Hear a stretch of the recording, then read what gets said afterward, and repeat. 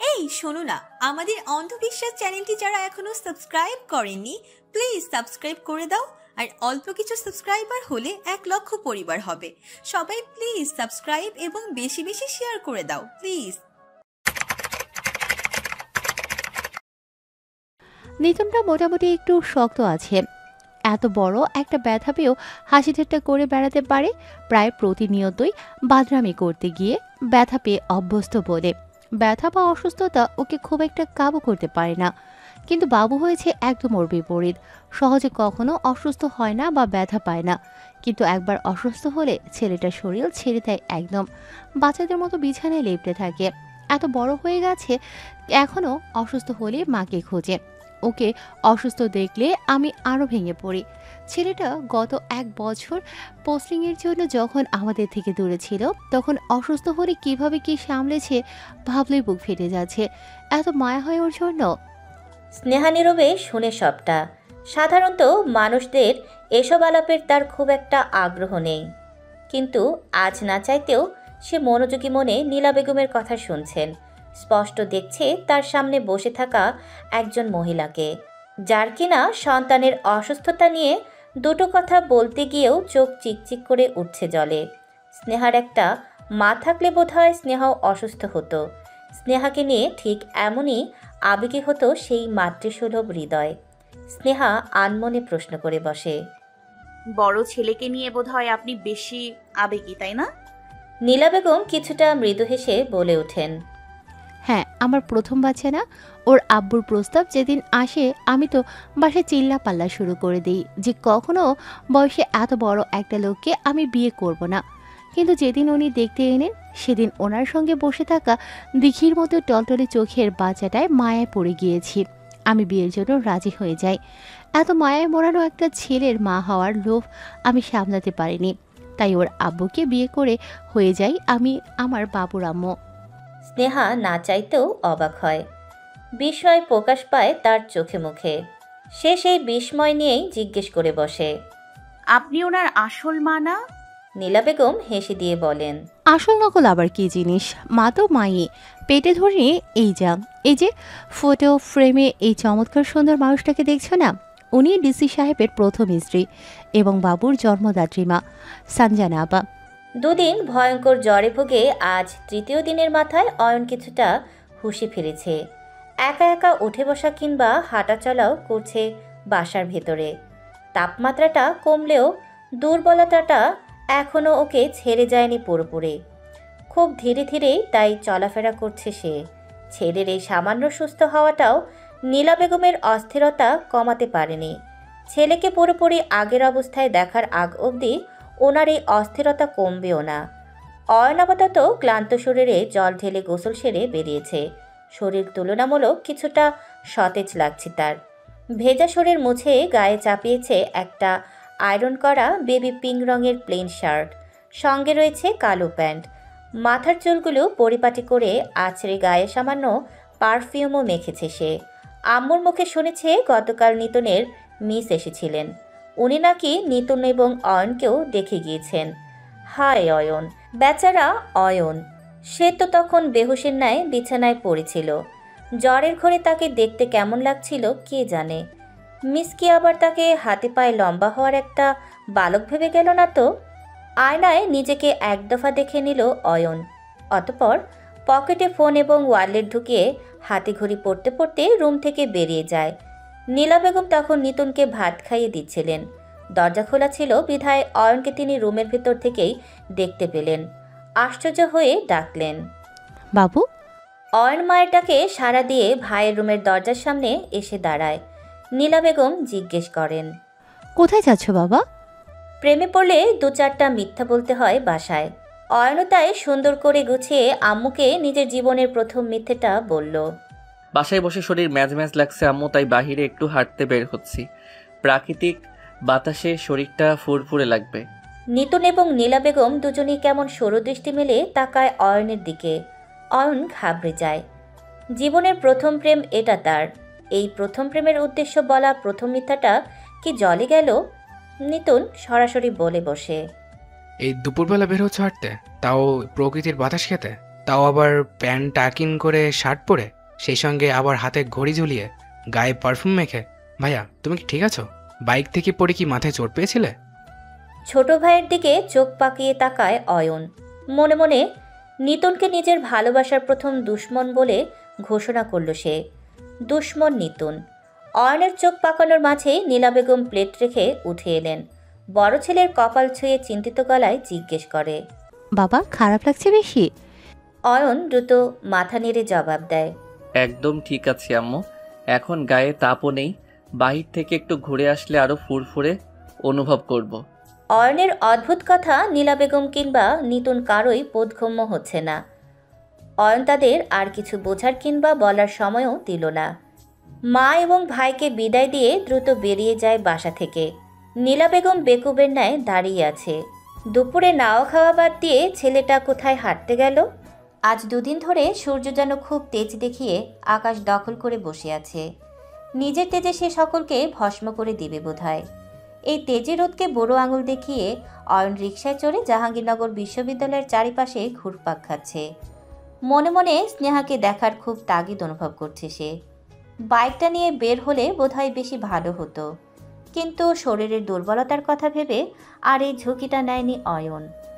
তৃষ্ণার্ত দৃষ্টি চারিপাশে বুলিয়ে চলছে স্নেহার এক ঝলকের আশায়। রিকশাওয়ালার গত আধ ঘন্টা ধরে এই একই পথে চক্কর কেটে চলেছে। নিজের যাত্রীর মাথায় তার কাটা নাকি সেটাও মনে মনে ভাবছে। না পেরে একটা পর্যায়ে প্রশ্ন করেই বসল, মামা আর কতক্ষণ ঘুরবো?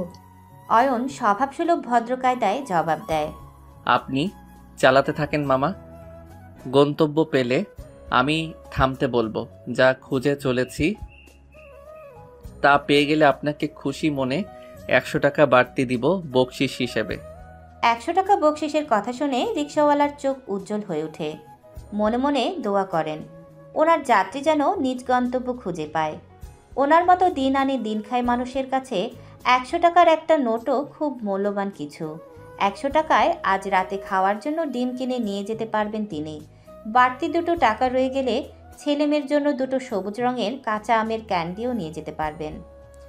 আরও মিনিট সাথে ঘোরাঘুরি করার পর হুট করে অয়ন নিজের গন্তব্য খুঁজে পায়। দ্রুত রিকশাওয়ালাকে বলে রিকশা থামাতে। বৈশাখ মাসের এই আকাশ ফাটা রোদে হুট তোলা রিকশার নিচে বসে অয়ন শান্ত চোখে তাকিয়ে থাকে একটা স্টেশনারির দোকানের দিকে। দোকানের বাহিরে দাঁড়িয়ে ওড়না দিয়ে ঘাড়ের ঘাম মুছতে মুছতে কপাল কুঁচকে দাঁড়িয়ে থাকা রমণীর পানে তার সম্পূর্ণ মনোযোগ। উত্তাপ রোদ এসে পড়ছে স্নেহার শ্যামবর্ণ মুখে। সেই শ্যামবর্ণ মুখের দিকে তাকিয়েই অয়নের হুট করে স্নেহাকে রুদ্ররানী বলে মনে হলো। এই রাগ বিরক্তি কঠোরতায় মোড়ানো স্নেহার প্রেমে সে দূর থেকে আরও একবার ডুবে গেল। চোখ বুজে একটা বড় নিঃশ্বাস নিয়ে অয়ন রিকশাওয়ালাকে বলল, মামা রিকশা ঘোরাও।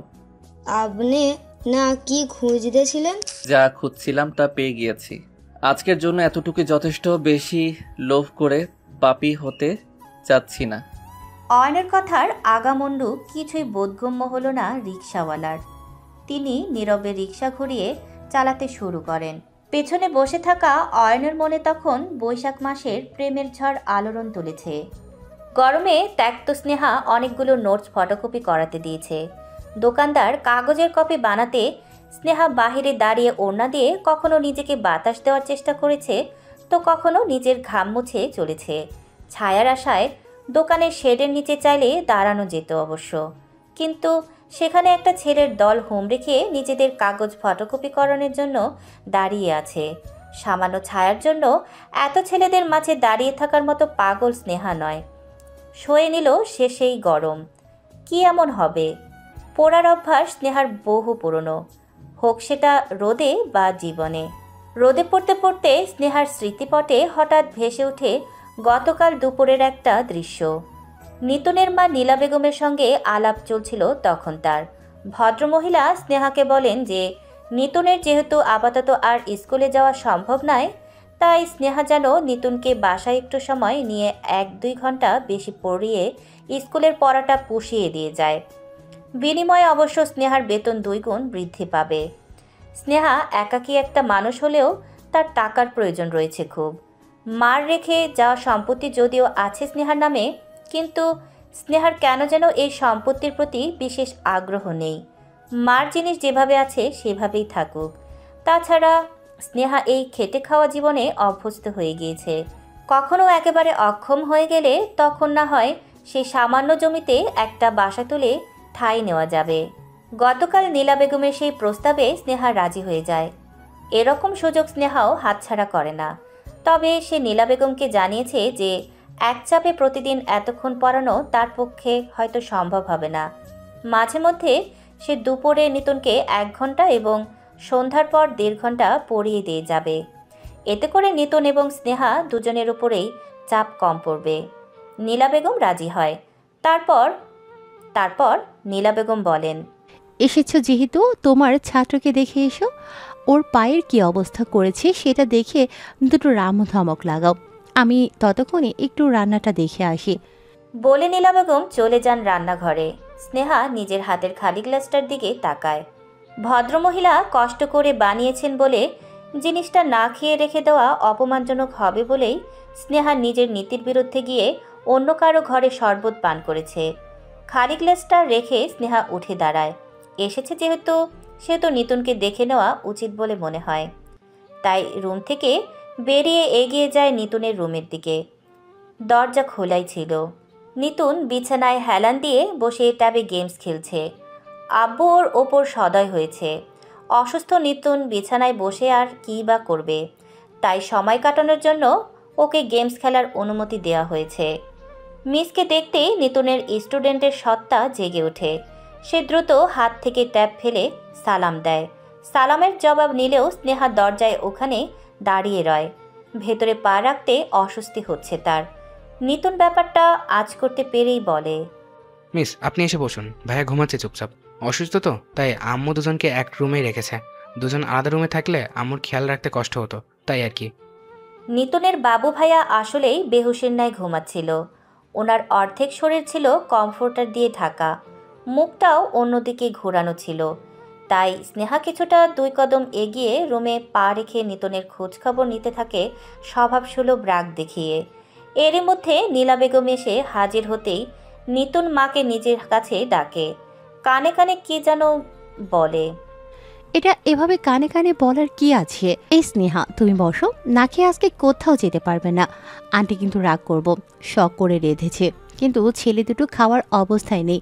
অন্তত তোমাকে শখ করে নিজের রান্না খাওয়াতে পারলেও শান্তি পাবো। কথাটুকু বলে নীলা বেগম নিতুনকে ধরে অন্য একটা রুমের ওয়াশরুমে নিয়ে যায়। মিসের সামনে দিয়ে এই রুমের ওয়াশরুমে যেতে তার লজ্জা লাগছিল। প্রথম তো নীলা বেগমের অয়নের সৎমা হওয়ার ব্যাপারটা শুনে, এবং দ্বিতীয়ত নীলা বেগমের এমন আদর শাসন মিশিয়ে অধিকার খাটানোতে স্নেহা কিছুটা এলোমেলো হয়ে পড়েছিল। নিতুন এবং নীলা বেগমের পিছু পিছু তারও রুম থেকে বেরিয়ে যাওয়ার কথা খেয়াল ছিল না। যখন সম্বিত ফিরে পেল তখন তার চোখে পড়ে বিছানায় অসুস্থ পড়ে থাকা অয়ন।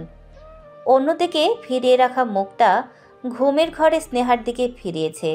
নীলা বেগম হয়তো সত্যিই বলেছিলেন, মাথায় মোড়ানো একটা মুখ, অসুস্থ অবস্থায় চেহারায় মায়ের ছাপ যেন বেড়ে গিয়েছে। হুট করে ঘুমের ঘরে জ্বর কাতরে স্বরে মাকে ছোট্ট করে ডাকে অয়ন। স্নেহা বুঝতে পারে এই ডাক নীলা বেগমের উদ্দেশ্যে নয়, এই ডাক নীলা বেগমের বাবুর নিজের জন্মদাত্রী মায়ের উদ্দেশ্যে। স্নেহার হুট করে মনে হয় তার চোখের সামনে শুয়ে থাকা এই লোকটা অয়ন নয়, এই লোকটা একটা মা হারা ছেলে, যার দিকে তাকিয়ে স্নেহা নিজেকেই হঠাৎ দেখতে পাচ্ছে। স্নেহার মনের কোণে কোণে লুকিয়ে থাকা মায়া হঠাৎ সামান্য উকিঝুঁকি দিয়ে বেরিয়ে আসে। সে কেমন এক দৃষ্টিতে অয়নের দিকে তাকিয়ে রয়। তারপর হুট করেই হুঁশ ফিরে পেতে স্নেহা বেরিয়ে আসে সেই রুম থেকে। ড্রয়িং রুমে গিয়ে সোফায় বসে দৃষ্টি নত করে রয়।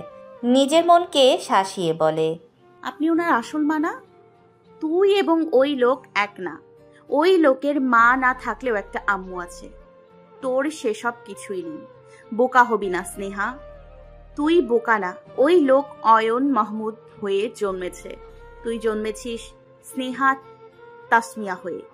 অয়ন এবং স্নেহা ভিন্ন 2 জগতের বাসিন্দা। কত মানুষেরই মা নেই, এতে মায়া উঠলে ওঠার মতো কিছু নেই। নিজ মনে আরও বিভিন্ন বুলি আওড়ে নীলা বেগমের আয়োজন করা দুপুরের খাবার সামান্য সৌজন্যতার খাতিরে মুখে তুলতেই বেরিয়ে এসেছিল স্নেহা। রিকশা না পেয়ে হেঁটে মূল রোডের উদ্দেশ্যে হাঁটছিল সে। তবে কিছু দূর যেতেই কেমন পেট উতলে রাস্তার ধারে বমি করে সব উগরে দেয় সে। গতকাল দুপুরে গাছের সঙ্গে হেলান দিয়ে দাঁড়িয়ে নিজের এই অবস্থা দেখে স্নেহার কেবল একটা কথাই মনে হয়েছিল, কুকুরের পেটে যেমন ঘি হজম হয় না, তেমন স্নেহার পেটে জীবনের খাতির যত্ন হজমও হয় না। প্রকৃতি সেটা আবারও প্রমাণ করে দিল। গতকালের স্মৃতি থেকে স্নেহা যখন বেরিয়ে আসে তখনও তার আরেকটা ফাইলের কাগজের ফটোকপি চলছে। শেষ হতে এখনও বেশ সময় বাকি। স্নেহা ওড়না দিয়ে আবারও নিজের তিরতির করে ঘামতে থাকা গলা মুছতে নিলেই হুট করে তার কামিজের এক কোণে টান পড়ে। স্নেহা চোখ নামিয়ে নিচে তাকায়। একটা মেয়ে বাচ্চা দাঁড়িয়ে তার কামিজ ধরে টানছে। বাচ্চাটা যে ফুল বিক্রেতা তার বেশভূষাতেই স্পষ্ট। স্নেহাকে তাকাতে দেখে বাচ্চাটা জিজ্ঞেস করে, আপা কোন ফুলটা সুন্দর? বাচ্চাটার হাতে একটা ছোট্ট বালতি, সেখানে রয়েছে হরেক রঙের গোলাপ, লাল গোলাপি, সাদা, হলুদ। স্নেহা অনাগ্রহ নিয়ে জবাব দেয়, জানি না। বাচ্চাটা সঙ্গে সঙ্গে প্রতিটা রঙের একটা করে ফুল নিয়ে মোট 4টা গোলাপ এগিয়ে দেয় স্নেহার দিকে। স্নেহা বিরক্তি নিয়ে বলে, টাকা নেই রে। বাচ্চাটা কিভাবে যেন স্নেহার হাতে 4টা গোলাপ ধরিয়ে দিয়ে বলে, টাকা লাগতো না, ভাইয়ের 100 গোলাপের দাম দিছে, আপনি চাইলে সব নিয়ে নিতে পারেন। এই ছাতাটাও রাখেন, রইদে দাঁড়ায় থাকেন না। স্নেহা চরম বিস্মিত।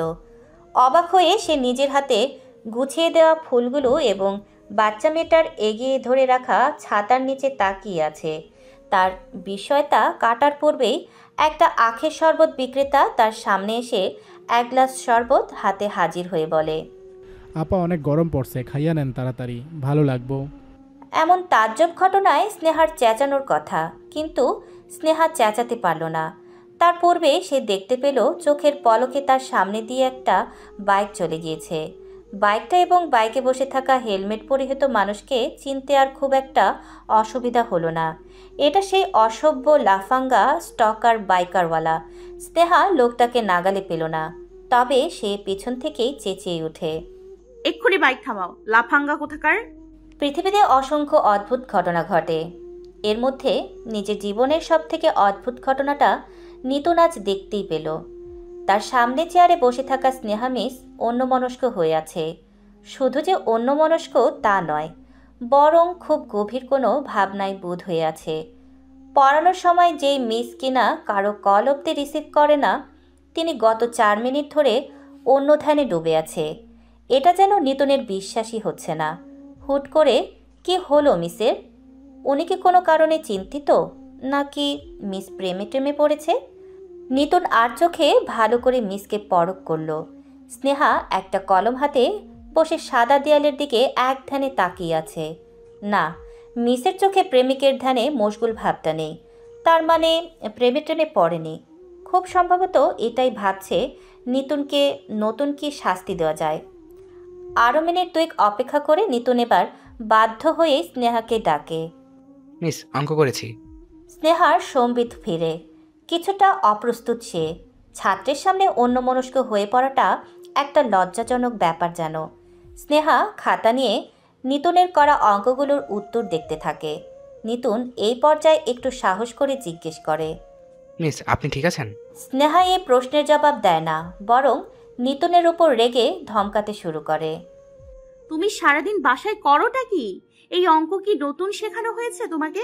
এই উপপাদ্যটা এখন অবধি 4 বার ভেঙে বুঝিয়েছি তোমাকে, তবুও খাতায় এগুলো কি সব লিখে রেখেছো? পরীক্ষার খাতায় তুমি এসব লিখে দিয়ে আসবে? স্নেহাকে অন্যান্য দিনের তুলনায় আজ একটু বেশি রাগী মনে হচ্ছে। তার কথার সঙ্গে যেন আগুন ঝরছে। নিতুন এতে ঘাবড়ে যায় কিছুটা। নীলা বেগম ততক্ষণে স্নেহার উঁচু স্বর শুনে ছেলের রুমে এসে উপস্থিত হয়েছে। কিছুটা রেগেই তিনি স্নেহাকে জিজ্ঞেস করে, আবার কি করেছে ও? স্নেহা রাগঢাক করে না। নিতুনের প্রতি চরম রাগ নিয়ে নীলা বেগমকে জানায়, আন্টি, ওর গত 2 মাসের খাতা চেক করুন একবার। এই এক উপপাদ্য আমি ওকে কয়বার করিয়েছি আপনি নিজেও দেখুন। আমি সময় নিয়ে ভেঙে ভেঙে বোঝানোর পরেও ওকে জিজ্ঞেস করি ঠিকঠাক বুঝেছি কিনা। ও সবসময় উত্তর দেয় ও বুঝতে পেরেছে। ও যদি বুঝেই থাকে তাহলে ম্যাথ করতে দিলে খাতায় কখনো আমি সঠিক আউটকাম পাই না কেন? এতটা অমনোযোগী আচরণ কিভাবে সহ্য করব? আমার কি করা উচিত বলেন? আমার রেগে যাওয়াটা কি ভুল হচ্ছে? নীলা বেগম ক্ষিপ্ত দৃষ্টি মেলে ছোট ছেলের দিকে তাকিয়ে আছে। নিতুন তখন অপরাধীর মতো মাথা নত করে বসে আছে। স্নেহার রাগ হওয়াটা অযৌক্তিক নয়, উল্টো নীলা বেগমও ছেলের পড়াশোনা নিয়ে এই হেয়ালিপনা দেখে বিরক্ত। সাধারণ ঘরের মেয়ে ছিলেন নীলা বেগম, কথাবার্তায় তাই সেই সাধারণ আচরণ মিশে আছে ওনার। 10টা বাঙালি মায়ের মতোই তিনি ছেলেকে শাসালেন। কি সমস্যা তোর? তোর আব্বু কোন জিনিসটার অভাব রাখছে? কিসের অভাবে তুই মন দিয়ে পড়ছিস না? তুই ক্লাসে টপ কর, সেরকম কিছু তো আমরা চাইছি না। একটা অ্যাভারেজ রেজাল্টের আশা করাটাও কি ভুল? এতটা অবাধ্য কেন তুই? তোর ভাইকেও তো পড়াশোনা করিয়েছি আমরা, ও তো কখনো তোর মতো এরকম অমনোযোগী আচরণ করেনি। নীলা বেগমের বলা শেষ দুটো বাক্য পছন্দ হলো না স্নেহার। নিতুনের সঙ্গে নিতুনের ব্যাপারে কথার মাঝে বড় ছেলের গীত গাওয়াটা খুব একটা কার্যকরী ব্যাপার নয়। বাচ্চাদের পড়াতে পড়াতে টুকটাক বাচ্চাদের সাইকোলজিও বুঝতে পারে স্নেহা। এরকম তুলনা দিলে বাচ্চাদের মন উল্টো আরও ছোট হয়, তাই সে কণ্ঠে পরিমিত ভদ্রতা রেখেই বলে, সরি আন্টি, কিন্তু ওর ব্যাপারে কথা বলার সময় ওর সামনে প্লিজ কখনো ওর বড় ভাইকে টেনে কথা বলবেন না। ওর বড় ভাই পড়াশোনায় ভালো ছিল বলে ওরও ভালো রেজাল্ট করা জরুরি না। ওর ভালো রেজাল্ট করা জরুরি শুধুমাত্র ওর নিতুন বলেই। ওর আব্বু আম্মু ওকে একটা সুন্দর ভবিষ্যৎ দেওয়ার জন্য এত পরিশ্রম করে বলেই ওর মন দিয়ে পড়াশোনা করাটা উচিত। নীলা বেগম স্নেহার উপর রাগ হয় না, বরং বুঝতে পারে তার কথার অর্থ। তবুও ওনার রাগ কমে না খুব একটা। উনি ধপ করে নিতুনের বিছানার এক কোণে বসে পড়েন, বলতে থাকেন, ওর আব্বুকে বিচার দিয়েও দেখি লাভ হচ্ছে না। শরীরের যেই অবস্থা বানিয়ে রেখেছে, বেতের বাড়ি দেওয়াও সম্ভব না। তুই কি করলি একটু মানুষ হবি রে নিতুন? স্নেহা কিছুটা অপ্রস্তুত হয়ে পড়ে। ভদ্রমহিলা রাগে কিছুটা হাইপার হয়ে উঠেছেন। কি এক মুসিবত! স্নেহা একবার নিতুনের নত অপরাধী মুখটা দেখে নেয়, পরপর নীলা বেগমকে আশ্বস্ত করে বলে, আমি ওর সঙ্গে কথা বলছি আন্টি, আপনি টেনশন নিয়ে হাইপার হবেন না। পরে আলাদা করে ঠান্ডা মাথায় ওকে বোঝাবেন। রান্নাঘরে লম্বা সময় ধরে দাঁড়িয়ে থেকে নীলা বেগমের মাথা গরম ছিল। তিনি ছেলের ওপর রাগ ছেড়ে নিজেকে আর অস্থির করে তুললেন না। আপাততর জন্য বোঝানোর দায়িত্ব স্নেহার আওতায় ছেড়ে দিয়ে উনি রুম থেকে বেরিয়ে যান। স্নেহা এবার ঘাড় ঘুরিয়ে তাকায় নিতুনের পানে। 2 মিনিট সময় নিয়ে মনে মনে ভাবতে থাকে ছেলেটার আক্কেল কিভাবে ঠিক করা যায়। জ্বরের কারণে 3 দিনের ছুটি কাটিয়ে আজ থানায় ফিরেছে অয়ন। গতকাল স্নেহাকে দেখে বাসায় ফিরে সে লম্বা ঘুমে সারাদিন কাটিয়ে দিয়েছিল। দুর্বল শরীরটাকে বিশ্রাম দিয়ে কর্মজীবনের চাপের জন্য প্রস্তুত করতেই ঘুমকে বেছে নেয় সে। তার এই কাজের ফলাফল অবশ্য বেশ ভালো এসেছে। স্নেহার মুখদর্শন, আম্মুর যত্ন এবং প্রচুর বিশ্রামে সে এখন পুরোপুরি সুস্থ বোধ করছে। যেহেতু গত 3 দিন অয়ন পুরোপুরি কাজ থেকে বিচ্ছিন্ন ছিল, তাই থানার পরিস্থিতি সম্পর্কে তার কোনো ধারণা নেই। সকল রিপোর্ট পেতে সে ওসি মনিরুলকে নিজের অফিসে ডেকেছে। ওসি মনিরুলের চেহারাটা কেমন বিষণ্ণ দেখাচ্ছে। অয়ন কারণ জানতে চাইলেই সে জানায়, স্যার, মাদকের কেসে আপনি এমপি সাহেবের বিরুদ্ধে যে সব প্রমাণ সংগ্রহ করেছিলেন সেগুলো রাতের আধারে হাওয়ায় মিলিয়ে গেছে। থানায় কোনো প্রমাণ মজুদ নেই। ওনার বিরুদ্ধে প্রসিকিউশন আর সম্ভব নয়। অয়ন শুনে সবটা, কিচ্ছু বলে না সে, নীরব রায়। ওসিকে ইশারায় যাওয়ার অনুমতি দেয়। ওসি মনিরুল প্রস্থান করতেই একাকী রুমটায় অয়ন 1 মিনিট থম মেরে বসে থাকে। তারপর হুট করেই 2 হাতে নিজের মুখ থেকে চেয়ারে পিঠ এলিয়ে দেয়। 3টা দিন, মাত্র 3টা দিন অয়ন থানায় আসেনি। 3 দিনের কি না এমপির বিরুদ্ধে জোগাড়কৃত সকল প্রমাণ হাওয়া হয়ে গিয়েছে। অয়নের অনুপস্থিতির ফায়দা লুটে প্রতিপক্ষ চাল জেলেছে। তবে অয়ন এখানে আরেকটা ব্যাপারও বুঝতে পারছে। থানার ভেতর ভোল্ট থেকে প্রমাণ উধাও হয়ে যাওয়া মানে এই ঘটনার থানার ভেতরেরই লোকেই জড়িত রয়েছে। বাহিরের রাজনৈতিক প্রভাবে সাড়া দিয়েছে এই থানারই কোনো কর্মকর্তা। কে হতে পারে সে? অয়নের মাথা ধরে যায়। সন্দেহের তীর থানার সকল কর্মকর্তার দিকেই যায়। যতই প্রমাণ সংগ্রহ করুক না কেন, ভেতরে এরকম গোপন শত্রু গাদ্দারি করার জন্য থাকলে আসলে দিন শেষে কিছুই প্রমাণ করা সম্ভব না। অয়ন তেমন একটা অবাক হয়নি এই বিষয়টা নিয়ে। এটাই বাংলাদেশ, ক্ষমতার প্রভাবে এখানে অনেক কিছুই সম্ভব। অয়ন যদিও নিজের তরফ থেকে সর্বোচ্চ চেষ্টা করবে, কিন্তু এই দেশে একজন অয়ন দিয়ে সুষ্ঠু বিচার কখনোই সম্ভব না। দুধে যেমন একটা মাছি থাকলে পুরো দুধ নষ্ট হয়ে যায়, তেমনি একটা থানায় একটা কর্মকর্তাও যদি গাদ্দার হয়, সেক্ষেত্রে পুরো থানার সকলের পরিশ্রমই বিফলে যাওয়া নিশ্চিত। যুথিবনে ওই হাওয়া করে শুধু আসা যাওয়া, হায় হায় রে দিন, যায় রে ভরে আধারে ভুবন। স্নেহার রুমমেট মেয়েটা মোবাইলে গান ছেড়ে শুধু আয়োজন করে টেবিলের উপরে থাকা ছোট্ট আয়নার সামনে সাজতে বসেছে। গানটা অবশ্য স্নেহার অনুমতি নিয়েই প্লে করেছে মেয়েটা। গানের প্রতি বিশেষ আগ্রহ না থাকা সত্ত্বেও স্নেহা বারণ করেনি আর। মেয়েটা এভাবেই স্নেহাকে বিরক্ত না করে নিজের মতো খুব সমঝে চলে তাকে। স্নেহাও এই ব্যাপার নিয়ে মোটামুটি সন্তুষ্ট। সে তো এমন জীবনই চেয়েছিল, যেখানে কেউ তার আশেপাশে অহেতুক আলাপ করে তাকে বিরক্ত করবে না। বই কোলে নিয়ে সিঙ্গেল বিছানায় হেলান দিয়ে বসে থাকা স্নেহার নজর হঠাৎ আপনা আপনি চলে যায় টেবিলের সামনে বসে সাজতে থাকা মেয়েটার দিকে। গায়ে চমৎকার এক শাড়ি জড়িয়ে মেয়েটা কি সুন্দর করে তৈরি হচ্ছে। মুখে স্নেহার নাম না জানা অসংখ্য মেকআপ প্রোডাক্টও মেখেছে। তবে আপাতত চোখে যে জিনিসটা লাগাচ্ছে সেটার নাম স্নেহার জানা আছে, কাজল।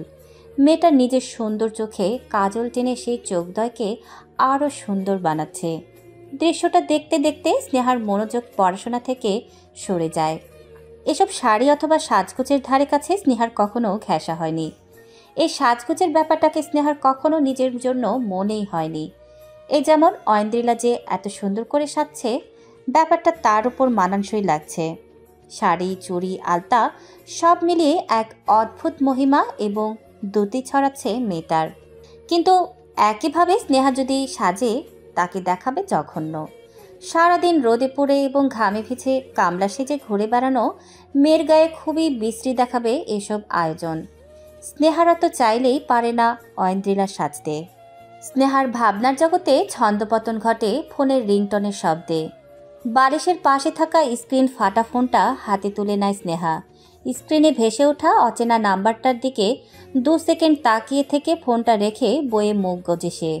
অচেনা নাম্বার থেকে কল এলে সে কখনো প্রথমবারেই কলটা রিসিভ করে না, কিন্তু একবার কলটা কেটে গিয়ে দ্বিতীয়বার আবারও বেজে উঠলে স্নেহা বই রেখে কলটা রিসিভ করে। ফোন কানে চেপে ধরে অপেক্ষা করে কল দেওয়া ব্যক্তির কিছু বলার অপেক্ষায়। সেকেন্ড 10 গড়ায়। ওপাশ থেকে কোনো সাড়া শব্দ নেই। স্নেহা কিছুটা বিরক্ত হয়ে নীরবতা ভেঙে নিজেই প্রশ্ন করে, কে? ওপাশ থেকে 5 সেকেন্ড নীরবতার পর একটা ভারী পুরুষালী স্বর বলে ওঠে, শ্রেয়া ঘোষালের যুগে বসে হেমন্ত মুখোপাধ্যায়ের গলায় গান শুনছেন? অবাক হলাম আমি। আপনি গান পছন্দ করেন ধারণা ছিল না। পরিচয় জানতে চাওয়ার পিঠে আগন্তুকের এমন উদ্ভট জবাবে স্নেহার কপালে ভাঁজ পড়ল। রুমটা তখনও হেমন্ত মুখোপাধ্যায়ের স্বরে গাওয়া এই মেঘলা দিনে একলা গানে মুখরিত। স্নেহা রুম ছেড়ে বেরিয়ে চলে যায় হলের বারান্দার নিরিবিলি একটা দিকে। ঠান্ডা মাথায় এবার রাগ ঝেড়ে জানতে চায়, নাম পরিচয় কি? অপরপক্ষের ব্যক্তিটি ভনিতা না করে উত্তর দেয়, রাগ হয়ে আপনি লাফাঙ্গা বলে ডেকেছিলেন। স্নেহা সঙ্গে সঙ্গে বুঝতে পারে এটা সেই অসভ্য ইতর স্টকার ছেলেটা। কি মারাত্মক চালু! স্নেহার নাম্বারও জোগাড় করে ফেলেছে। নিশ্চয়ই রিচার্জ করার দোকানটা থেকে নাম্বারটা মেরে দিয়েছে। এই ছেলে কি বুঝতে পারছে যে ও ভুল মেয়ের সঙ্গে এরকম ফালতু আচরণ করছে? স্নেহা রেগে গিয়ে কল কাটে না, বরং রাগটা নিজের কণ্ঠ মিশিয়ে চিবিয়ে চিবিয়ে বলে, প্রথমে চিরকুট, তারপর রিক্সা, অতঃপর গোলাপ, খাতা, আখের শরবত। কি প্রমাণ করতে চাইছো তুমি? খুব বড় বাপের ছেলে তুমি। ভুল জায়গায় এসছো, নিজেকে শুধরে নাও। স্নেহা স্পষ্ট হুমকি দিচ্ছে। অপর পাশের ভারী স্বরে ছেলেটা বোধহয় কিছুটা হাসলো, অতঃপর বলে, স্নেহা কৃষ্ণচূড়া গাছের নিচে আসেননি সেদিন। আমি অবাক হইনি মোটেও, বরং আসলে উল্টো আমি অবাক আরও হতাম। আমি খুব বড় বাপের সন্তান নই, তবে সঠিক জায়গায় আটকেছি এটুকু বুঝতে পারছি। আমি কিছু প্রমাণ করতে চাইছি না, আপনার জীবন সহজ করতে চাইছি কেবল। এখন আপনার অনিচ্ছা সত্ত্বেও পিছুপা হওয়া সম্ভব নয় আমার পক্ষে। That's it. স্নেহার রাগে গা কাঁপতে থাকে। তার জীবন সহজ করতে চায় মানে? কে এই ছেলে? কোথা থেকে এসেছে? কোন সাহসে স্নেহাকে এমন একটা কথা বলল? স্নেহাকে কি কাউকে বলেছে তার জীবন সহজ করে দিতে? তাহলে স্নেহা আর ভদ্র জবাব দিতে পারে না, বরং এই অচেনা ছেলেকে মুখের উপর বলে দেয়, থাপড়ে দাঁত ফেলে দিব একদম। আমার সঙ্গে ফাইজলামি করতে আসলে খুব খারাপ হয়ে যাবে, আর কখনো যেন এই ধরনের দুঃসাহস না দেখি। বলে স্নেহা কলটা কেটে দেয়। শুধু কেটেই ক্ষান্ত হয় না, বরং সরাসরি নাম্বারটাই ব্লক করে দেয়। বারান্দার রেলিংয়ের কাছে দাঁড়িয়ে স্নেহা বড় করে দুটো নিঃশ্বাস নেয়। চেনা নেই জানা নেই একটা ছেলে স্নেহাকে আড়াল থেকে স্টক করে তার জীবন সম্পর্কে ধারণা নিয়ে ফেলেছে। ধারণা নিয়ে থামেনি, স্নেহার উপর দয়াও দেখাচ্ছে। এতটা সাহস কোথা থেকে পেল? স্নেহা চায় না কারো সাহায্য, চায় না কারো দয়া, না চায় কারো এসব খেলাধুলা গোছের অনুভূতি শিকার হতে। এই ছেলে যদি এখনই না থামে তাহলে স্নেহা ওকে দেখে নেবে। এই পরোপকারে সাজতে চাওয়ার ভূত ভালো করে ঘাট থেকে নামিয়ে দেবে। আজ সকালে নামাজের জন্য ঘুম থেকে উঠতেই খুব অদ্ভুত একটা দৃশ্যের সাক্ষী হলেন নীলা বেগম। ছোট ছেলের রুমের লাইটটা জ্বলছে। লাইট জ্বলে থাকার রহস্য ভেদ করতে উনি অর্ধেক চাপিয়ে রাখা দরজা ঠেলে ভেতরে উকি দেন। চোখের সামনে দেখা দৃশ্যটা ঠিক বিশ্বাসযোগ্য ঠেকে না। নীলা বেগম ঘাবড়ে যান। দ্রুত নিজের রুমে ফিরে গিয়ে উজু করতে ওঠা স্বামীকে টেনে আনেন ছেলের রুমে। নিতুন তখন সোজা হয়ে বিছানায় হেলান দিয়ে বসে ট্যাবে ম্যাথের একটা চ্যাপ্টারের ওপর ওয়ান শট ক্লাস করছিল। আচানক আম্মু আব্বুকে এভাবে হুমড়ি খেয়ে রুমে প্রবেশ করতে দেখে সে নিজেও ঘাবড়ে যায়। চমকে গিয়ে প্রশ্ন করে, তোমরা? নীলা বেগম জিজ্ঞেস করেন, কি করছিস তুই?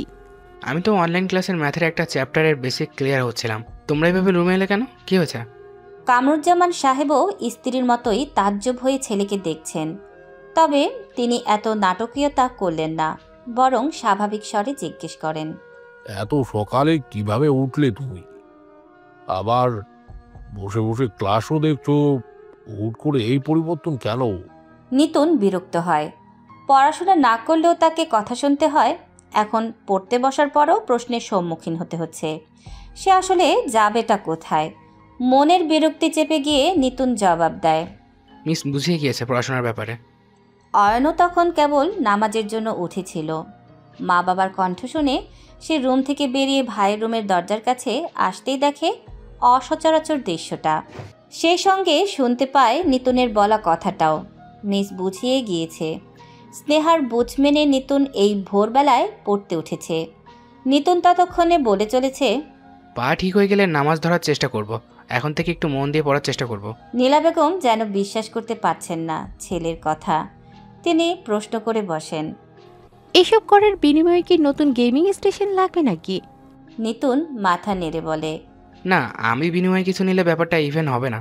তোমরা আমার ফিউচারের জন্য অনেক কিছু ইনভেস্ট করছো, বিনিময়ে আমার দায়িত্ব একটা ভালো রেজাল্ট করা, তাহলে ব্যাপারটা ব্যালেন্সড হবে। অয়ন জিজ্ঞেস করে বসে, এটা কি তোর মিস বলেছে? নিতুন মাথা নেড়ে হ্যাঁ জানায়। অয়নের স্নেহার প্রতি ভালো লাগাটা দুম করে আর একটু বেড়ে যায়। আরও একবার মুগ্ধ হয় সে। স্নেহার প্রতি নীলা বেগম এবং কামরুজ্জামান সাহেবও খুশি হয়েছেন। মেয়েটা কিভাবে নিতুনকে বুঝিয়েছে তা জানার আর আগ্রহ নেই তাদের। ছোট ছেলে যে সুবুদ্ধি হয়েছে তাতেই ওনারা খুশি। উত্তপ্ত দুপুরে একটা ভ্যানের সামনে দাঁড়িয়ে নিষ্পলক দৃষ্টিতে নীলরঙা গেটের দিকে তাকিয়ে আছে স্নেহা। হাতে তার একটা ঠান্ডা আখের শরবতের গ্লাস। ছোট ছোট চুমুক বসাচ্ছে সে কিছুক্ষণ পরপর। তার ভঙ্গিমা দেখে স্পষ্ট বোঝা যাচ্ছে যে শরবত খাওয়া তার মূল উদ্দেশ্য নয়। তার উদ্দেশ্য হলো মূলত কিছু একটার বাহানায় এখানে দাঁড়িয়ে সামনের গেটে নজর রাখা। সময় গড়ায়। 3 মিনিটের মাথায় গেটের ভেতর থেকে একে একে সাদা নীল রঙের ইউনিফর্ম পরিহিত বাচ্চাদের বেরিয়ে আসতে দেখা যায়। স্নেহা নড়ে চড়ে ওঠে। হাতে থাকা গ্লাসের শরবত সম্পূর্ণটা এক চুমুকে শেষ করে দ্রুত। অতঃপর ওড়নাটা তুলে মাথায় দিয়ে সামান্য মুখ থেকে দাঁড়িয়ে তাকিয়ে থাকে পরিচিত মুখ খুঁজতে। কিছুক্ষণের মধ্যেই গেট দিয়ে বেরিয়ে আসতে দেখা যায় সায়নাকে। স্নেহা কেবল দূর থেকে বাচ্চাটাকে দেখেই স্থির রয়, ভুল করেও এক কদম সামনে বাড়ায় না। গেটের বাহিরে অপেক্ষা করে দাঁড়িয়ে থাকা বোরখা পরিহিত মোমেনা বেগম ততক্ষণে মেয়ের হাত ধরে বাচ্চাদের ভিড় ঠেলে বেরিয়ে এসেছে। স্কুলের বাহিরেই রাস্তায় সারি ধরে বসা খাবারের স্টলগুলোর একটি থেকে সায়নাকে কুলফিও কিনে দেয়। অতঃপর মা মেয়ে একসঙ্গে একটা রিকশায় উঠে চলে যায়। স্নেহা সম্পূর্ণটা দৃষ্টি দেখে নির্বাক এবং অনুভূতিহীন ভঙ্গিতে। খেয়ালও করে না কখন তার পাশে এসে কেউ দাঁড়িয়ে শরবত অর্ডার দিয়ে খেতে শুরু করেছে। সম্বিত ফিরে পুরুষালী কণ্ঠ শোনে। নিজেকে অনুভূতিহীন দেখাতে ভালো লাগে। স্নেহা ঘাড় ঘুরিয়ে তাকায়, দেখে বাঁশের কঞ্চির ন্যায় দেহগড়নের একটা যুবক তার পাশে দাঁড়িয়ে শরবতের গ্লাসে চুমুক বসাচ্ছে। স্নেহা চেহারাটা এক নজর দেখে দৃষ্টি ফিরিয়ে নিয়ে স্বাভাবিক স্বরে শুধায়, লাফাঙ্গা? যুবকটা কৌতুক মাখা হাসি ঠোঁটে ঝুলিয়ে জিজ্ঞেস করে, আমাকে দেওয়া ডাকনাম ভালো লাগে দেখতে। স্নেহার আচরণে কোনো অস্বাভাবিকতা নেই। সে কোনো উত্তর দেয় না, সাধারণভাবেই রাস্তার পাশ ধরে হাঁটা শুরু করে। লাফাঙ্গা ছেলেটা যেন সাহস পায় এতে। সেও স্নেহার পিছু নেয়। এক কদম দূরত্ব রেখেই স্নেহার পিছন পিছন হাঁটতে থাকে। লম্বা পথ ধরে হেঁটে স্নেহার মধ্যে ক্লান্তি নেই, তবে লাফাঙ্গাটার কিছুটা হাঁপিয়ে গিয়েছে গরমে। বাইকটা নিয়ে আসলে বোধহয় ভালো হতো। আরও কিছু দূর যেতেই হুট করে লাফাঙ্গা ছেলেটার কদম থেমে যায়, আর হিম্মত থাকে না স্নেহার পিছু নেওয়ার। কারণ স্নেহা ততক্ষণে সাভার মডেল থানার গেট পেরিয়ে থানার সীমানার ভেতরে চলে গিয়েছে। পুরোটা রাস্তায় ঘুরে না তাকালে স্নেহা এই পর্যায়ে থেমে পুরোপুরি ঘুরে দাঁড়ায়। দুহাত বুকের কাছে ভাঁজ করে অত্যন্ত শীতল দৃষ্টি মেলে দেখতে থাকে গেটের ওপারে রাস্তায় দাঁড়িয়ে থাকা লাফাঙ্গা ছেলেটাকে। লাফাঙ্গাটাকে প্রথমে বিস্মিত মনে হলেও কিছুক্ষণের মধ্যে বাঁকা হাসতে দেখা যায়। দুহাত প্যান্টের পকেটে গুজে সেও স্নেহার পানে তাকিয়ে। স্নেহা মনে মনে 101টা বাংলা গালি দেয় লাফাঙ্গাটাকে। বিরক্তি মাত্রারিক্ত বোধ করলে অস্ফুটে উচ্চারণও করে ওঠে, চাংরা কোথাকার। ঠিক সেই মুহূর্তেই পরিচিত স্বর শোনা যায়, আপনি এখানে মিস? লাফাঙ্গার থেকে চোখ ফিরিয়ে পাশ ফিরে তাকাতেই পুলিশের পোশাকে অয়নকে দেখতে পায় স্নেহা। অয়নের চোখে মুখে কিছুটা খুশি, বিস্ময়তা এবং উদ্বেগ একই সঙ্গে দেখতে পেয়ে সে বিরক্ত হয়। এই লোক এমন আজীব রিয়াকশন নিয়ে দাঁড়িয়ে আছে কেন? জবাব না দিয়ে গেটের দিকে তাকাতেই স্নেহা দেখতে পারে ওই অসভ্য ছেলেটা আর নেই। সম্ভবত পুলিশকে দেখতে পেয়ে কেটে পড়েছে। স্নেহাকে এভাবে গেটের দিকে তাকিয়ে থাকতে দেখে অয়ন প্রশ্ন করে, কোনো অসুবিধা হয়েছে? স্নেহা রাগ ঢাক না করে স্বাভাবিক গলায় জবাব দেয়, একটা লাফাঙ্গা পিছু পিছু আসছিল। অয়নকে সঙ্গে সঙ্গে সড়ক দেখায়। দ্রুত গেটের দিকে এগিয়ে যাওয়ার উদ্দেশ্যে পা বাড়ায়, চোখে রাগ এবং কণ্ঠে উদ্বেগ। পিছু পিছু মানে কে, কোনটা? অয়ন পুরো কথা শেষ করতে পারে না পারে সামনে এগিয়ে যেতে। পেছন থেকে একটা ঘরমাক্ত হাত ততক্ষণে তার ডান হাতের কনুইয়ের জায়গাটা আঁকড়ে ধরে তাকে বাধা দিয়ে ফেলেছে। পুলিশ অয়নের পাশাপাশি প্রেমিক অয়নও ব্যথা সয়ে নেওয়ার অসীম ক্ষমতা রাখে। তাই হাতের ছিলে যাওয়া অংশ এই অনাকাঙ্ক্ষিত স্পর্শ পেয়েও সে জ্বলনিটা নীরবে গিলে গেল। মুখ দিয়ে একটাও টু শব্দ করে না। অয়নকে থামানোর উদ্দেশ্যে ধরা কনুইটা সেকেন্ড 6 মাথায় স্নেহা ছেড়ে দেয়। বিরস মুখে বলে, নেই, এখন চলে গিয়েছে। অয়ন আবেগটুকু চেপে গিয়ে আপাতত কপাল কুঁচকে জিজ্ঞেস করে, কোনো আজে বাজে কথা বলেছে আপনাকে? পিছু নেওয়া বাদে অন্যভাবে উত্ত্যক্ত করেছে? আমাকে বলুন আপনি।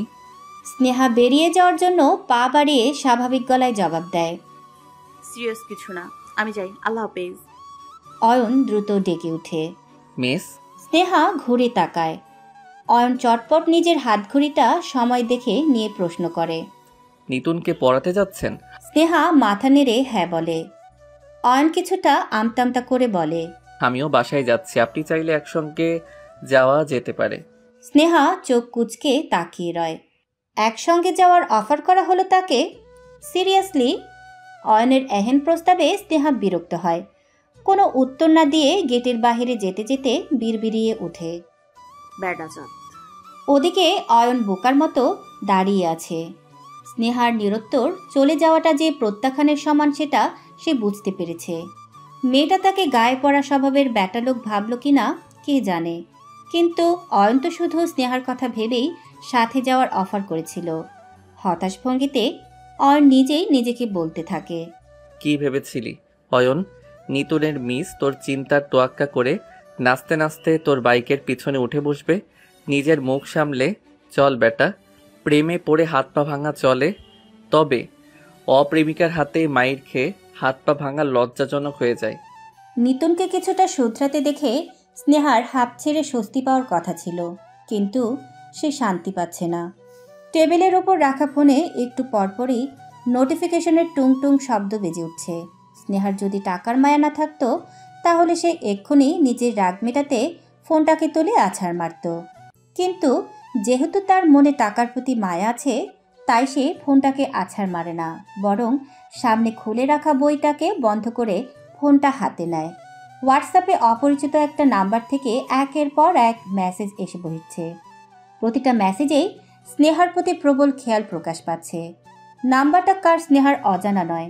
বিগত 2-3 দিনে নিজের চারিপাশে একটু খেয়াল রেখে সে জানতে পেরেছে যে এই নাম্বারের মালিক অর্থাৎ লাফাঙ্গা ছেলেটা তারই ইউনিভার্সিটির একজন স্টুডেন্ট। স্নেহার সঙ্গে একই ব্যাচের হলেও ডিপার্টমেন্ট ভিন্ন। বাতাসে ভেসে স্নেহার কানে লাফাঙ্গা আখ্যায়িত ছেলেটার নামও এসেছে আকাশ। 3 দিন পূর্বে সায়ানার স্কুলের বাহিরে দেখা দেওয়ার পর থেকে এই অসভ্য আকাশের সাহস যেন কয়েক গুণ বেড়ে গিয়েছে। ব্লক করলে নাম্বার বদলে স্নেহাকে বিরক্ত করছে। ক্যাম্পাসের ক্যান্টিনে স্নেহা খেতে বসলে তার বিল আড়াল থেকে মিটিয়ে দিয়ে যাচ্ছে। ক্যাম্পাসে চলার পথে হুটহাট কিছু ছেলে পেলে তাকে ভাবি ডেকে সালাম ঠুকছে। মোট কথা ছেলেটা পুরোদমে স্নেহার ধৈর্যের পরীক্ষা নিয়ে চলেছে। এটাকে যত্ন বলে? এটাকে প্রেম বলে? এটাকে কি ছায়া হওয়া বলে? স্নেহা তবে এসব অনুভব করতে পারছে না কেন? উল্টো বিরক্তি এবং জঘন্য রাগ কেন অনুভব করছে সে? কেন এতটা অস্বস্তি অনুভব করছে সে? এই যে এই ছেলেপেলেগুলো এসব কাজ করে একটা মেয়েকে বোঝাতে চায় যে তারা সেই মেয়েটাকে ভালোবাসে, এতে সেই মেয়েটা কেমন অনুভব করে তা কখনো জানতে চায় না তারা। স্নেহা খুব শক্ত, কিন্তু এই মুহূর্তে সে খুব অসহায় অনুভব করছে। এরকম ছেলেদের সামনে স্নেহা যতই কঠিন সাজুক না কেন মনে মনে সে ভয় পায়। হাজার হোক এরা তো পুরুষ, এদের মন ক্ষুণ্ণ হলে তখন একটা মেয়ের সর্বনাশে নেশায় মেতে উঠবে তার তো কোনো ঠিক নেই। এই একটা ক্ষেত্রে তো স্নেহার ভয়ে ভেতরে ভেতরে গুমড়ে মরে। না এদের বিরুদ্ধে কঠিন কোনো ব্যবস্থা নেওয়া যায়, আর না এদের এসব ফাতরামি সয়ে যাওয়া যায়। তার ওপর স্নেহা জানতে পেরেছে এই ছেলেটা কোনো এক এমপির শালা হয়। সেই হিসেবে আলাদা দাপট নিয়ে সব সময় ঘুরে বেড়ায়। বেজার মুখে স্নেহা ভাবনা থেকে বেরিয়ে হোয়াটসঅ্যাপে প্রবেশ করে। আননোন নাম্বার থেকে ভিড় জমানো মেসেজগুলোয় নজর বোলায় সে। সর্বশেষ মেসেজটা এরূপ: আমি যে তোমার থেকে বয়সে 6 মাসের ছোট, এই ব্যাপারটা কি কোনোভাবে জানতে পেরেছো? এই কারণে আমার প্রতি অনীহা তোমার, লোকের উদ্ভট কথার ভয় পাচ্ছ। স্নেহা একটা দীর্ঘশ্বাস ফেলে এই নাম্বারটাও ব্লক করে দেয়। ছেলেটা খুবই বেয়াদব, নিজ থেকে আপনি ছেড়ে তুমিতে নেমে গিয়েছে। মনে মনে স্নেহা জবাব দেয়, লোকের উদ্ভট কথাকে নয়, তোকে ভয় পাচ্ছি। তোদের মতো রক্ত গরম চাংড়ারা তো আবার প্রত্যাখ্যান হজম করতে পারিস না। নিজেদের মনের ঝাল কখন কিভাবে মেটানোর ফোন দিয়ে আটবি তার ঠিক নেই। আল্লাহর ওয়াস্তে একটু শান্তি দে ভাই, ছাড় আমার পিছু।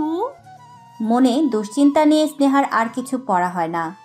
টেবিলটা ছেড়ে বিছানায় গিয়ে গায়ে ওড়না টেনে শুয়ে পড়ে। শরীরটা কেমন কাঁপছে।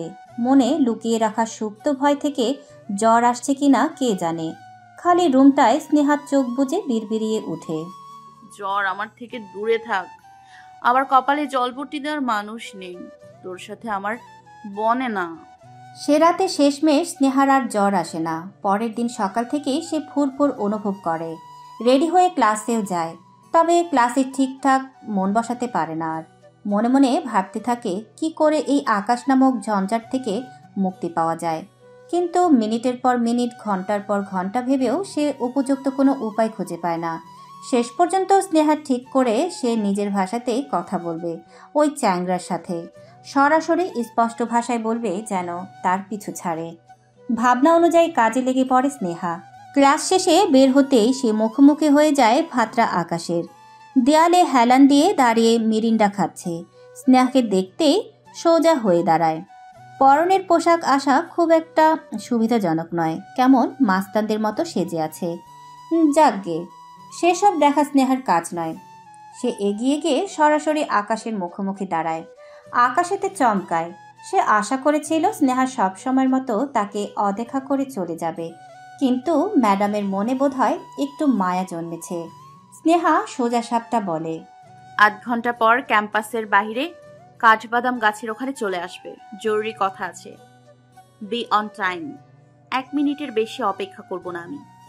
নিজের কথা শেষ করেই স্নেহা হনহনিয়ে ক্যান্টিনের দিকে চলে যায়। আকাশ দাঁড়িয়ে রয় বিশ্বজয়ের হাসি ঠোঁটে নিয়ে। সে আন্দাজ করতে পারছে স্নেহা তাকে কি বলবে, কিন্তু তার সেসব নিয়ে মাথা ব্যথা নেই। স্নেহা আজ প্রথম নিজ থেকে অ্যাপ্রোচ করেছে, এটাই তার জন্য বড় ব্যাপার। উত্তপ্ত আবহাওয়া আজ ছুটি নিয়েছে। প্রকৃতি জুড়ে ছুটছে দমকা হাওয়া। সেই হাওয়ায় রাস্তার ধুলোবালি, শুকনো পাতা সব উঠছে স্নেহার আঁচলও। কিন্তু স্নেহা সেটাকে বেশিক্ষণ ওড়ার সুযোগ দিল না। ওড়না শালের মতো এমনভাবে গায়ে পেঁচিয়ে নিল যে সেটার এক অংশ আর ঝুলে নেই। ক্যাম্পাস গেট পেরিয়ে রাস্তা সংলগ্ন কাঠবাদাম গাছের দিকে অগ্রসর হতে হতে সে দূর থেকেই আকাশকে দেখতে পায়। স্নেহা ছোট করে একটা নিঃশ্বাস ফেলে। মনে মনে সে যে কোনো ধরনের প্রতিক্রিয়ার জন্যই প্রস্তুত। এর জন্যই মানুষের চলাচল আছে এমন রাস্তার ধারে দেখা করতে বলেছে, যেন সামান্য তেড়েবেড়ি করলে স্নেহা ঘুরিয়ে দুটো লাগাতে পারে। আকাশ গাছে হেলান দিয়ে দাঁড়িয়ে ফোন চালাচ্ছিল। স্নেহাকে দেখতে সে ফোন রেখে সোজা হয়ে দাঁড়ায়। জিজ্ঞেস করে, এখানে কথা বলবে নাকি রিক্সায় ডাকবো? নিরিবিলি কোথাও গিয়ে বসতে চাও? কি চমৎকার! মামার বাড়ির আবদার, যেন জনম জনমের পরিচয় তাদের। স্নেহার জঘন্য মেজাজ খারাপ হয়। সে মনে মনে বলে ওঠে, শালার পুরুষ জাত আমাকে পাগলা কুত্তা কামড়িয়েছে যে তোর সঙ্গে নিরিবিরি কোথাও গিয়ে বসবো। আমার চেহারা দেখে আমাকে কচি খুকি মনে হয়? চ্যাংরা লাফাঙ্গা যত সব খালি চিপায় যাওয়া ধান্দা খোঁজে। স্নেহার চেহারার প্রতিক্রিয়া দেখে আকাশ সাফ বুঝে যায় যে স্নেহা তার প্রস্তাবে বিরক্ত।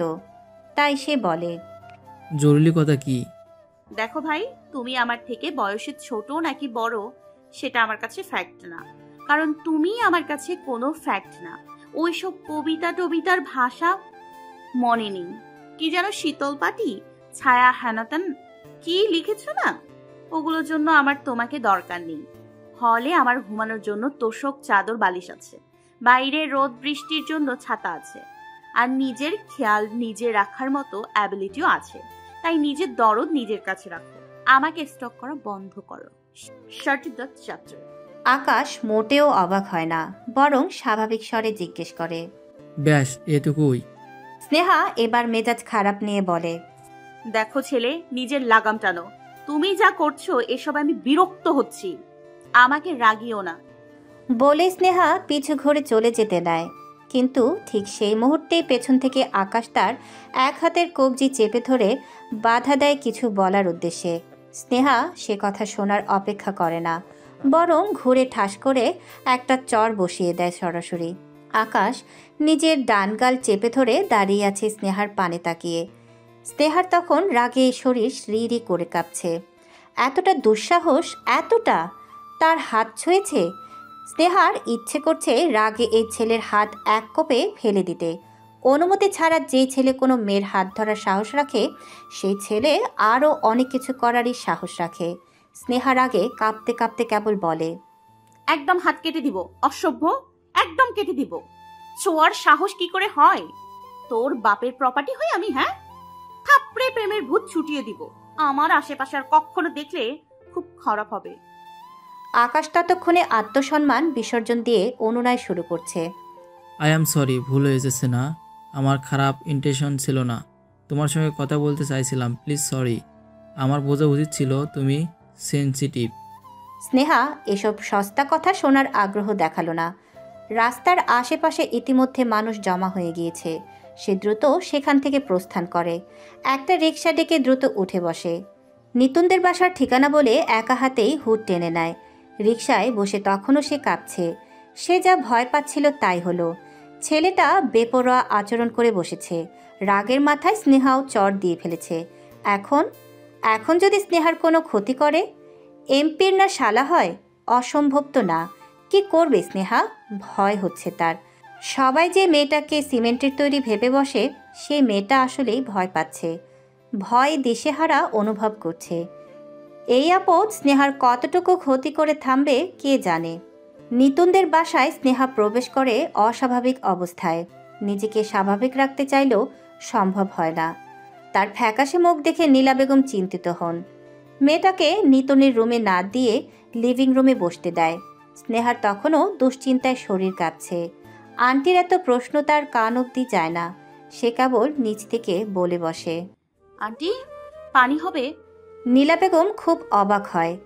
এই মেয়েটা ইতিপূর্বে কখনো মুখ ফুটে পানি চায়নি, আজ চাইছে, খুব খারাপ কোনো কারণে। নীলা বেগম আপাতত কিছু জিজ্ঞেস করে না, চলে যায় দ্রুত পানি নিয়ে আসতে। অয়ন বাসায় ছিল। নিজ রুমে সিভিল আউটফিটে রেডি হচ্ছিল সে থানায় যাওয়ার জন্য। আজ তেমন জরুরি কাজ না থাকায় সে বাসায় রয়ে গিয়েছিল লাঞ্চ শেষে বের হবে বলে। কলিং বেলের শব্দ শুনতে সে বুঝে গিয়েছিল যে নিতুনের মিস এসেছে, তাই তো দ্রুত হেয়ার ব্রাশ করে গায়ে পারফিউম মাখছিল। কিন্তু রুম ছেড়ে বের হতেই লিভিং রুমে স্নেহাকে ওভাবে বসে থাকতে দেখে সে চমকে তাকায়। স্নেহাকে চিনতে কষ্ট হয়। মেয়েটার চোখে মুখে আতঙ্ক মিশে আছে মনে হচ্ছে। অয়ন কিছু বুঝে উঠতে পারে না। সামনে খাবার টেবিলে আম্মুকে দেখতে পায়, আম্মুর কাছে যায়, জিজ্ঞেস করে, ওনার কি হয়েছে? নীলা বেগম চিন্তিত স্বরে জবাব দেয়, জানি না, মুখ কেমন দেখাচ্ছে, পানি চাইল শুধু। জোর করে এই মেয়েকে কখনো সামান্য নাস্তা অবধি করানো যায় না, আজ প্রথম নিচ থেকে পানি চাইছে। অয়নের অস্থির লাগছে। সে জানে না এই মুহূর্তে স্নেহার সামনে যাওয়া ঠিক হবে কিনা, কিন্তু সে তবুও চুপচাপ আম্মুর পিছু পিছু লিভিং রুমের দরজা অবধি যায়। আম্মু বুদ্ধিমান নারী, তিনি সামলে নিতে পারবেন। তাই স্নেহাকে অস্বস্তিতে না ফেলতে অয়ন দূরেই দাঁড়িয়ে রয়। স্নেহা পানির গ্লাসটা নিয়ে ঢকঢক করে পুরো পানি শেষ করে। নীলা বেগম কিছু জিজ্ঞেস করেন না, মেয়েটার পিঠে হাত বুলিয়ে দেন আলতো করে। অয়ন দূরে হাত পকেটে ভরে দাঁড়িয়ে দেখতে থাকে স্নেহাকে। তার মাথায় কেবল একটাই সম্ভাবনা উকি দেয়, স্নেহার পিছু নেওয়া সেই লাফাঙ্গা ছেলেটা কি কোনোভাবে স্নেহাকে উত্ত্যক্ত করেছে। অয়ন মনে মনে প্রার্থনা করে যেন এরকমটা না হয়ে থাকে। না হয় অয়নের হাতে খুব মার খাবে। সে খুব মারটা জঘন্য ধরনের হবে। পুলিশের লোকের মারের ক্ষেত্রে খুবই বেরহম কিসিমের হয়। স্নেহা 1 মিনিটের মধ্যেই ধাতস্থ হয়ে নিজেকে সামলে নেয়। নীলা বেগমকে মিছে অজুহাত দেখিয়ে বলে, সরি আন্টি, গলা শুকিয়ে গিয়েছিল। নিতুন রুমে আছে, আমি ওকে পড়িয়ে ফেলি তাহলে? স্নেহা নিজ থেকে আগ্রহ না দেখানোতে নীলা বেগমও আর আগ বাড়িয়ে কিছু জিজ্ঞেস করে না, কেবল বলেন, শরীর খারাপ লাগলে আন্টিকে বলবে। স্নেহা ব্যাগ কাঁধে তুলে উঠে দাঁড়ায়। অয়নকে পাশ কেটে বেরিয়ে যায়, সোজা চলে যায় নিতুনের রুমে। অয়ন তখনও দাঁড়িয়ে রয় আপন জায়গায়। নীলা বেগম এগিয়ে এসে জিজ্ঞেস করে, তোমার দেরি হয়ে যাচ্ছে না বাবা? অয়ন বাহানা দেখায়, ধুলো জ্বর হচ্ছে আম্মু, এই অবস্থায় বাইক চালানো ঝামেলা। রুমে কিছুক্ষণ রেস্ট নেই আমি, বাতাস কমলে পরে বের হব। বিজ্ঞান বইয়ের আলোর অধ্যায় খুলে বসে আছে নিতুন। মিস তাকে হাইলাইটার দিয়ে দাগানো লাইনগুলো রিভিশন দিতে দিয়েছে। সেই ফাঁকে স্নেহা তার গতকালের হোমওয়ার্ক চেক করছে। হঠাৎ মিস তাকে ডেকে বলে, অঙ্ক শুধু 8টা করেছো কেন? আরো 2টো না দিয়েছিলাম, ওগুলো করনি? নিতুন সত্য স্বীকার করে বলে, না মিস, ম্যাথ দুটো আমি বুঝছিলাম না, আর একবার বুঝে দেওয়া যাবে আজকে? স্নেহা খুশি হয় নিতুনের উপর। কিছুদিন আগেও এই ছেলে হোমওয়ার্ক করতো না একদিনও। কপাল গুনে কখনো করলেও সেটা গাইড বা সলিউশন দেখে করে রাখত। সেই তুলনায় ছেলেটার মধ্যে ভালোই ইতিবাচক পরিবর্তন এসেছে। স্নেহা হাঁপ ছেড়ে বাঁচে এতে। সে বেশ স্বাভাবিক স্বরেই বলে, আচ্ছা, পড়ানোর শেষে এই 2টো ম্যাথ আলাদা করে বুঝিয়ে দিব। তুমি এখন রিভিশন দাও। পড়া ধরলে কিন্তু উত্তর দেওয়ার সময় আটকালে মার খাবা। নিতুন আবার পড়ায় মন দেয়। স্নেহার ঠিক সেই মুহূর্তে ফোনের রিংটোন বেজে ওঠে। সে দ্রুত ব্যাগ থেকে ফোন বের করে দেখে একটা আননোন নাম্বার। স্নেহা কলটা রিসিভ করে না, বরং কল কেটে দিয়ে ফোন সাইলেন্ট করে ফেলে। তবে 1 সেকেন্ডের জন্য ওয়াইফাইটা অন করতেই তার হোয়াটসঅ্যাপে এসে ভিড় করতে দেখা যায় 99+ মেসেজ। স্নেহা চমকায় কিছুটা। আননোন একটা নাম্বার থেকে এতগুলো মেসেজ দেখে সে অবাক হয়েছে কিছুটা। হোয়াটসঅ্যাপে যেতেই এক এক করে সবগুলো মেসেজ সে পড়তে শুরু করে। Sneha, I am sorry. Look please, I am sorry. আমার ইন্টেনশন ছিল না খারাপ কিছু। রাগ করে থেকো না please Sneha, for God sake reply করো। আমি জানি আমি বেস্ট না, কিন্তু একটা সুযোগ দাও স্নেহা, আই বেগ ইউ। আমি শুধু তোমাকে থামাতে চাইছিলাম, প্লিজ বোঝার চেষ্টা করো। আমি তোমাকে কখনো ছাড়বো না Sneha, I love you. Please try to understand, I really love you. Give me a sense. Sneha, মাথা খারাপ হয়ে যাচ্ছে, এত কেন ইগনোর করো আমাকে? কী চাও তুমি? তুমি যা বলবে আমি তাই করব, তবুও একটা সুযোগ দাও। তোমার সব কথা মানবো, কিন্তু তোমাকে ছাড়বো না স্নেহা। স্নেহা, কি বুঝলে যে আমি সত্যি তোমাকে ভালোবাসি? আমি কি পাগলামি করব কেন? হাত কেটে তোমার নাম লিখবো? ব্যাস, আর কিছু পড়ার সাহস হয় না স্নেহার। তার নিজেরই মাথা কাজ করা বন্ধ করে দিয়েছে ইতিমধ্যে। এত জঘন্য পরিস্থিতিতে আগে কখনো পড়েনি সে। কি করবে সে? এই ছেলে এতটা ডেসপারেট কেন? আল্লাহ, স্নেহা কি করে এই তার ছেঁড়ার থেকে রেহাই পাবে? এত ভাবনায় ডুবে থাকা স্নেহার ফোনে আবারও একটা অপরিচিত নাম্বার থেকে কল আসে। স্নেহার চোখ এড়ায় না তা। সে নিতুনের দিকে আর চোখে তাকায়। ছেলেটা খেয়াল করছে মিসের এই অস্বাভাবিক আচরণ। স্নেহা একটা বড় করে নিঃশ্বাস ফেলে নিতুনকে বলে, তুমি রিভিশন দিতে থাকো, আমি একটু কলটা অ্যাটেন্ড করে আসি। কথাটুকু বলেই স্নেহা দ্রুত ফোন হাতে নিতুনের রুমের বারান্দায় চলে যায়। কলটা আকাশই করেছে বলে ধারণা।